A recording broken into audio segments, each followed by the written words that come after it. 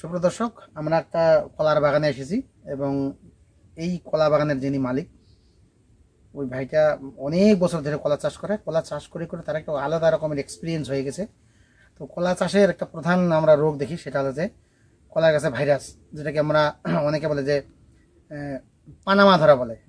কলা গাছটা তৈরি হয়ে যায়, যখন কলাটা বের হবে ওই ভাব, ঠিক ওই সময়ে এই কলার এই রোগটা হয়। তখন এই রোগটা যদি হয় তাহলে কলার বাগানটা মানে একটা গাছ থেকে আরেকটা গাছের রোগটা ছড়ায় দেয় এবং কলার চাষি পর্যাপ্ত পরিমাণে লসের সম্মুখীন হয়।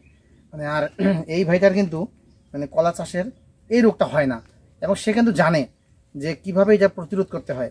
তো আমরা তার কাছে শুনবো যে কিভাবে মানে এই রোগটা কেন হয় এবং কিভাবে এটা প্রতিরোধ করা সম্ভব। তো আমরা জিজ্ঞাসা করি, কাতন দা, হ্যাঁ কেমন আছেন দাদা? এই তো ভালো আছি দাদা, আপনি কেমন আছেন? আছি ভালো আছি। তো আমরা এতক্ষণ যে কথাগুলো বললাম, আমরা শুনছি যে আপনি এই যে কলা চাষে মানে সফল একজন কলা চাষি। তো আসলে এই যে কলা চাষে যে ভাইরাস রোগটা ধরে কলার গাছে, এটা কেন ধরে? এটা কেন ধরে মূলত আমি সেটাতে একটু পরে আসি, তার আগে একটু বলি।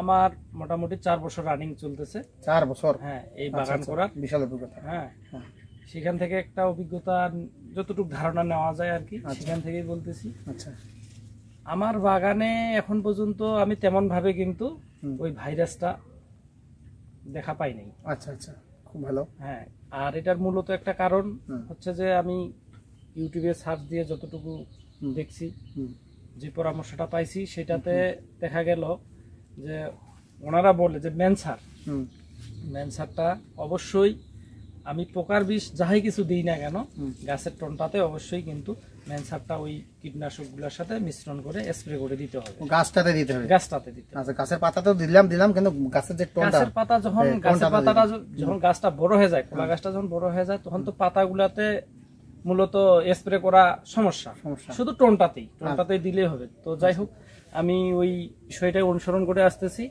তো এই মুহূর্তে আমি এখন পর্যন্ত আমার বাগানে ওই সমস্যার সম্মুখীন হই নাই। আচ্ছা আচ্ছা।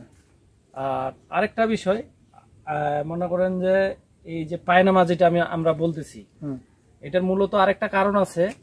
দীর্ঘ বছর যাবত কলা চাষ করে থাকি, তাহলে কিন্তু অটোমেটিকলি ভাবে ভাইরাসটা একটু দেখা দেয়। দীর্ঘদিন চাষ করা তাহলে যাবে না? না, মূলত 4 বছর করা যায়, তারপরে মাটিটা অবশ্যই একটা বছর রেস্ট দিতে হবে, অন্য ফসল করতে হবে। হ্যাঁ, অন্য ফসল করতে হবে, তারপরে পুনরায় 4 বছর আবার চাষ করা যাবে। হ্যাঁ, চাষ করা যাবে, কোনো সমস্যা নেই। ওই যে শুধুমাত্র ম্যানসার দিলে হবে? হ্যাঁ, ম্যানসার দিলেই হবে। ম্যানসারটা কতদিন পর দিতে হবে? মোটামুটি ধরেন 20 দিন 15 দিন এরকম ভাবে, যখন চারাটা রোপণ করার পরে আমরা মূলত 10 দিন 12 দিন পর পর স্প্রে একটা করে দিই, হালকা করে, হালকা পরিসরে। পাকা এই যে পাতাগুলার নুকিগুলাতে ফুটা ফুটা যে করে মাছি ধরনের একটা, আচ্ছা আচ্ছা, এইটা হয় না। তো ওই পাশাপাশি ওই সাথে একটু করে হালকা করে ম্যানসার। আচ্ছা, ম্যানসার তো সারা বাংলাদেশে নাও পাওয়া যেতে পারে, ম্যানসারের পরিবর্তে আছে। আচ্ছা, ম্যানসারটার গ্রুপটা কি? ম্যানসারের গ্রুপটা হচ্ছে আপনার, এটা মূলত ছত্রাকনাশক। কি কি দিবেন? কার্বনডাজিম, আর হচ্ছে আপনার কুয়াশার যেটা ম্যানকোজেব, তারপরে আপনার মেটালিক্সিন, এই গ্রুপের ওষুধগুলো দিতে হবে। ওষুধগুলো স্প্রে করলেই আশা করা যায় যে এই রোগটা হবে না। না, তাহলে মানে কলার গাছ হলুদ যেন না হয়, এইটাই হচ্ছে মূল পরামর্শ। হ্যাঁ। তো দর্শক, আমরা আজকে জানতে পারলাম ভাইয়ের কাছ থেকে। ভাই কিন্তু দীর্ঘ 4 বছর থেকে কলা আবাদ করে, একই জমিতে উনি করতেছেন। আপনারা এটা ওনার কাছেই শুনতে পারলেন। এবং তারপর একটা বড় কথা হচ্ছে যে ভাইয়ের কিন্তু অভিজ্ঞতা অনেক বেশি, কারণ ভাইয়ের কিন্তু একটা নিজস্ব কীটনাশকের দোকান আছে।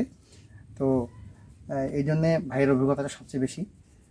তো আজকের ভিডিওটি এ পর্যন্তই। ভিডিওটি যদি ভালো লাগে থাকে অবশ্যই লাইক, কমেন্ট এবং শেয়ার করতে ভুলবেন না এবং চ্যানেলটি অবশ্যই সাবস্ক্রাইব করে আমাদের পাশে থাকবেন। আপনাদের সকলকে অসংখ্য ধন্যবাদ।